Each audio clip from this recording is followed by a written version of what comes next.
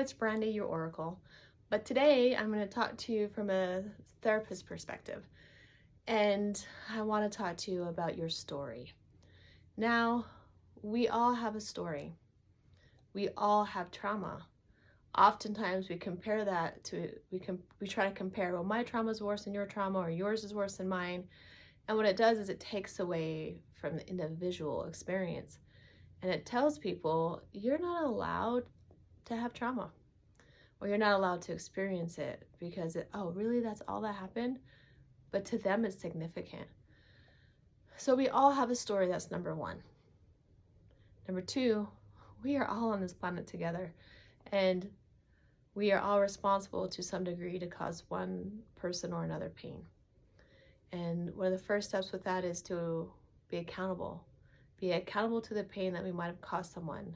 Take ownership of that, which is accountability, and really work on healing that pain that was caused and choosing to live life differently. Oftentimes we're here to try on different hats. So sometimes we're mean and we realize we don't like it. It makes us feel less than inside as well. So we get to choose to work through that, to take that hat off and put on a different hat. And another thing is when we have experiences happen to us, like a traumatic experience, our brains, it locks in sometimes the experience. And when our brain locks in that experience and it's not healed or processed, it can cause triggers, sometimes leading to post-traumatic stress. And it's important to process those traumatic experiences so they don't have a hold on you anymore in your brain, and to process it out. So there's healing modalities such as ART, which is Accelerated Resolution Therapy, which is something I do, and EMDR, which is eye movement desensitization and a reprocessing desensitization. Oh my gosh, I got that. And both of them help remove the trauma and process it. And this is what I want to talk about is when you're able to process a traumatic experience, the triggers will get less than and eventually go away. And this is where you get to take your life back, because there's 3 stages of life, or living, I should say. One is living, one is being the victim, and one is surviving. So say something traumatic happened to you, then you are the victim in that moment. Sometimes you might not be the actual victim, meaning the crime or the situation or the experience happened to you, but you witnessed it, which is secondary trauma, but you're also a victim, just on a different spectrum, I guess, because you're still part of the formula.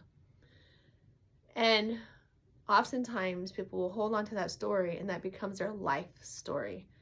And it'll be 30 years later and it's still their life story. So 30 years later, 3 years later, 2 years later, they're no longer the victim, but they're still in victim mentality. And so it's not to take away when something, happens in the moment to that person, because they were a victim in that moment, but that became their story.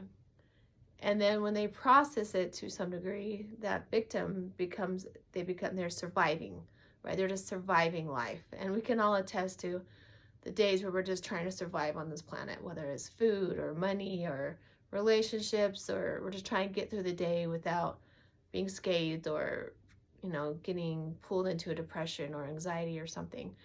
But surviving means that you don't necessarily hold on to the story, but you're also living with the triggers. You're not quite healed from it yet. You know what I mean? It's like, oh, I am the way I am because of blank, but there's not a healing, in a full healing. Living is being free from those traumatic experiences, knowing that they happen, but they become a part of your foundation. This is my book of knowledge, right? They become part of your book of knowledge, your book of wisdom, where you can pull it out and be like, yeah, this situation feels like one of those, and I'm not going to do this again.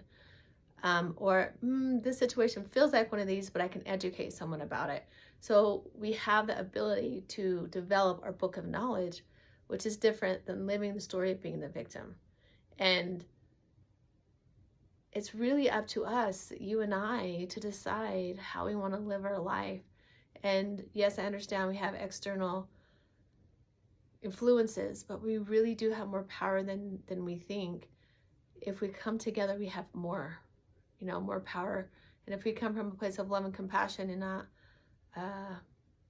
because sometimes trauma is caused to keep someone down, and that is what has to stop. I call it the old way of thinking in the last several hundred years, depending on what history books you read, right? Which I don't. Anyways, so is there anything today, any part of your story that you're ready to lay to rest, you're ready to heal, that you're ready to put in your book of knowledge and say, thank you, but no thank you, and then be free to move forward in your life? If so, take some time. In my book, Love Thyself, there's a 7-step process that can help start the healing process. But I would recommend, if it's a deep trauma, that you find a therapist that does accelerated resolution therapy, which is ART or EMDR, to really help move that from your brain out of your system and creating new pathways to help you heal. Have an amazing day.